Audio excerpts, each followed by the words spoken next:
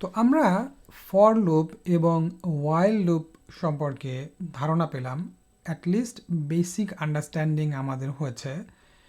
এবং for loop এবং ওয়াইল loop নিয়ে আমি কয়েকটা এক্সাম্পল দেখিয়েছি। আপনারা নিজেদের মতো এরকম উদাহরণ বানিয়ে অথবা চ্যাট জিপিটি ব্যবহার করেও আপনি এরকম নতুন এক্সারসাইজ প্রবলেম তৈরি করে সেগুলো প্র্যাকটিস করতে পারেন। এই লুপ করার সময় আমাদের আরও 3টা কিওয়ার্ড সম্পর্কে একটু ধারণা রাখতে হবে।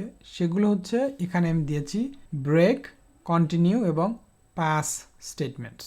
হ্যাঁ, এগুলো আমরা লুপ যখন রান করছি, ফর হোক বা হোয়াইল হোক, এর মধ্যে আমরা ব্রেক, কন্টিনিউ এবং পাস এই স্টেটমেন্টগুলো ব্যবহার করে এই লুপকে কন্ট্রোল করতে পারি। এই জন্য এগুলোকে বলে loop control statements. Okay, what is loop control statement? মানে হচ্ছে যে because they control how the loop should behave, মানে whether the loop should continue executing or whether the loop should stop executing or just do nothing.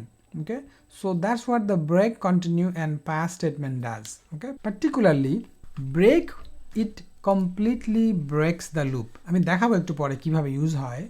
তো এই break basically এটা আপনার if কন্ডিশনের মধ্যে ব্যবহার করতে হবে। লুপ চলতেছে, এর মধ্যে আমরা একটা ইফ কন্ডিশন ব্যবহার করে যদি কোনো কিছু একটা কন্ডিশন ফুলফিল করে তখন আমরা ব্রেক করতে পারি। ব্রেক মানে just stop executing and get out of the loop. That's what the break does. That is it stops executing the remaining steps in the loop and goes out of the loop, completely getting out of the loop. Continue, again আমরা যদি কোনো একটা if কন্ডিশনের মধ্যে এই কন্টিনিউটা ব্যবহার করি তখন কি হয়, এটা কন্টিনিউ করে, immediately it tax the control to the top of the loop, মানে পরবর্তী ধাপগুলো আর সে শেষ করে না, ওই ধাপ শেষ করে সে ইমিডিয়েটলি প্রথমে চলে যায়। ঠিক আছে, returns the control to the beginning of the loop and then the loop continues. Okay, loop continue করে কিন্তু লুপ থেকে বের হয় না। ওকে, আর পাস স্টেটমেন্ট হচ্ছে ইট অ্যাকচুয়ালি ডাজ নাথিং। এটা জাস্ট বলছে পাস মানে ওকে জাস্ট তুমি চলে যাও, just go, do nothing. Basically it is used as a place holder. মনে করেন আপনি একটা কিছু করবেন কিন্তু কোডটা পুরোপুরি লিখতেছেন না বা আপনি পরে লিখবেন কোডটা, তখন আমরা ওই জায়গায় পাস এই স্টেটমেন্টটা লিখি যাতে জাস্ট টু ডু নাথিং, কিন্তু যাতে আবার এই কোডটা যেন ব্রেক না হয়ে যায়। ওকে, সেই জন্য আর কি। ওকে, মানে কোডটা যেন আমাদের কোনো এরার না দেখায় আর কি। হ্যাঁ, সেটা ব্রেক বলতে সেটা বোঝাচ্ছি এখানে। Alright, so it actually does nothing.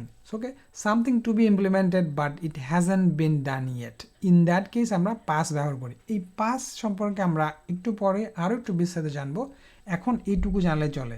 এখানে আমি কয়েকটা এক্সাম্পল দিয়েছি, খেয়াল করুন যে ব্রেক স্টেটমেন্টের ব্যবহার দেখিয়েছি এবং কন্টিনিউ স্টেটমেন্টের ব্যবহার দেখেছি। খেয়াল করুন, এই ব্রেক এবং কন্টিনিউ এটা কিন্তু ফর এবং হোয়াইল লুপ দুইখানে ব্যবহার করা যায়। তো আমি ফর লুপ দিয়ে দেখিয়েছি। দেখুন এই এক্সাম্পলে কি করছে, for I in range 1 to 16, মানে হলো অ্যাকচুয়ালি 1 থেকে 15 পর্যন্ত যাবে এবং কি করবে, সে প্রিন্ট করবে আই প্রিন্ট করবে, রাইট? কিন্তু মাঝখানে একটা কন্ডিশন আমি ঢুকাই দিছি। কি condition? If I equal to 13 equal to, কারণ এটা হলো এটা বুলিয়ান, রাইট? চেক করতেছে আয়ের ভ্যালুটা 13 কিনা। যদি 13 হয় দেন ইউ ব্রেক। মানে ইউ ব্রেক মানে কি, don't continue with the loop. খেয়াল করেন কি হচ্ছে। সো প্রথমে আই যখন 1 সে প্রিন্ট করেছে, 2 3 4 5 all the way up to 12 print করেছে, কিন্তু যখনই আই ইকুয়াল টু 13 এসেছে তখন সে লুপটা ব্রেক করে ফেলছে, মানে এক্সিটেড দ্য লুপ। এই জন্যে আর এই পরের যে নাম্বারগুলো দেখেন 13 14 15 এগুলো কিন্তু আসেনি। খেয়াল করছেন জিনিসটা, এটা ব্রেক করে ফেলছে, লুপটা ব্রেক করে ফেলছে। কন্টিনিউ হলো, খেয়াল করেন কন্টিনিউ কি করে, ইন্টারেস্টিং। একই কোড কিন্তু for I in range 1 to 16, মানে 1 থেকে 15 পর্যন্ত সে যাবে। যদি আই 13 হয় সে কন্টিনিউ করবে। What does it mean? Continue মানে জাস্ট ডু নাথিং, মানে এইটা তখন আর সে কাজ করে এক্সিকিউট করবে না, লুপটা কন্টিনিউ করবে। তো কীভাবে লুপ কন্টিনিউ করতেছে খেয়াল করেন, যখন I equal to 1 say 1 2 3 4 all the up to 12 ঠিক আছে, রাইট? যখনই আই ইকুয়াল টু 13 হলো সে কন্টিনিউ করছে মানে কি, don't go to the next but go to the beginning.